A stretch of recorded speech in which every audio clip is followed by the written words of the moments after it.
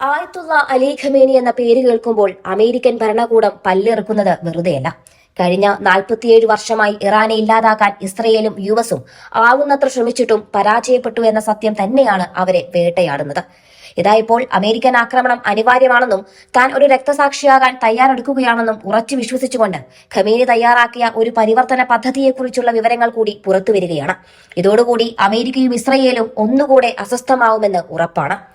താൻ കൊല്ലപ്പെട്ടാലും ഇറാന്റെ ഭരണം തരിമ്പു മുലയാതെ നിലനിൽക്കണമെന്നും അതിലുപരി ശത്രുവിന് വിയർക്കുന്ന മറുപടി നൽകണമെന്നും ഉറപ്പിച്ചു തന്നെയാണ് ഖമേനി ഓരോ കാര്യവും നീക്കിയിരുന്നത്.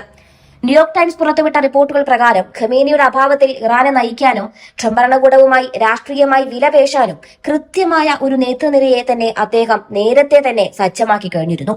ഇറാന്റെ നിലനിൽപ്പ് ഉറപ്പാക്കാൻ ഖമേനി തെരഞ്ഞെടുത്തവരിൽ പ്രധാനിയായ ആ മിസ്റ്റർ ഡിപ്പെൻഡബിൾ മറ്റാരുമല്ല, മുതിർന്ന രാഷ്ട്രീയ തന്ത്രജ്ഞനായ അലി ലാരിജാനിയാണ്. സുപ്രീം നാഷണൽ സെക്യൂരിറ്റി കൌൺസിലിന്റെ തലവനായ ലാരിജാനി പടിഞ്ഞാറൻ രാജ്യങ്ങളുമായുള്ള ആണവ കരാറിലെ പ്രധാന ചർച്ചക്കാരനായിരുന്നു. ഒരു വശത്ത് സൈനികമായി പോരാടുമ്പോഴും രാഷ്ട്രീയമായി ട്രംപിനെ തളയ്ക്കാൻ കഴിയുന്ന ഏക വ്യക്തി ലാരിജാനിയാണെന്ന് ഖമേനി ഉറച്ചു വിശ്വസിച്ചിരുന്നു. 2025 ജൂണിലെ 12 ദിവസത്തെ യുദ്ധത്തിനു ശേഷം ലാരിജാനിയെ ദേശീയ സുരക്ഷാ കൌൺസിലിന്റെ സെക്രട്ടറിയായി നിയമിച്ചതും ഇതിന്റെ ഭാഗമായിരുന്നു.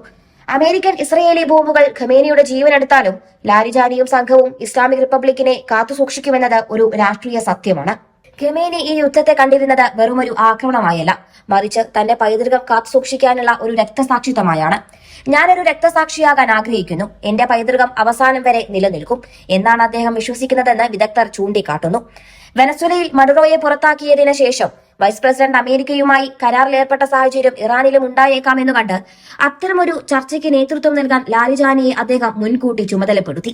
ഇതുകൂടാതെ സൈനിക കാര്യങ്ങൾക്കായി അഡ്മിറൽ അലി ഷംഖാനിയുടെ നേതൃത്വത്തിൽ ഒരു പുതിയ ദേശീയ പ്രതിരോധ കൌൺസിൽ രൂപീകരിച്ചതും ഖമേനിയുടെ ദീർഘവീക്ഷണമായാണ് കരുതപ്പെടുന്നത്. ഭരണകൂടത്തിന്റെ പിന്തുടർച്ചയ്ക്കായി ഖമേനി ഏർപ്പെടുത്തിയ 4 പാളികൾ അഥവാ 4 ലെയേഴ്സ് ഓഫ് സക്സഷൻ അമേരിക്കയെയും ഇസ്രയേലിനെയും അക്ഷരാർത്ഥത്തിൽ ഞെട്ടിക്കുന്നതാണ്. ഉന്നത നേതൃത്വത്തിലുള്ള എല്ലാവർക്കും 4 പകരക്കാരെ വീതം നിശ്ചയിക്കാനാണ് അദ്ദേഹം നിർദ്ദേശം നൽകിയിരുന്നത്. താനുമായുള്ള ആശയവിനിമയം തടസ്സപ്പെട്ടാലോ അല്ലെങ്കിൽ താൻ വധിക്കപ്പെട്ടാലോ പതറാതെ തീരുമാനങ്ങൾ എടുക്കാൻ ഒരു ചെറിയ വിശ്വസ്ത വൃത്തത്തിന് അദ്ദേഹം അധികാരം നൽകിയിട്ടുണ്ട്.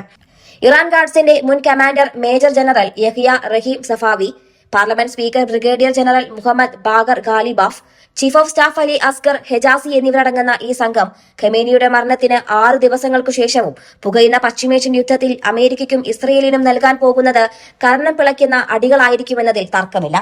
അമേരിക്കൻ ആക്രമണങ്ങൾ ആസന്നമാണെന്ന് തിരിച്ചറിയുമ്പോഴും ഖമേനി ഭയപ്പെട്ടിരുന്നില്ല എന്നതാണ് വാസ്തവം.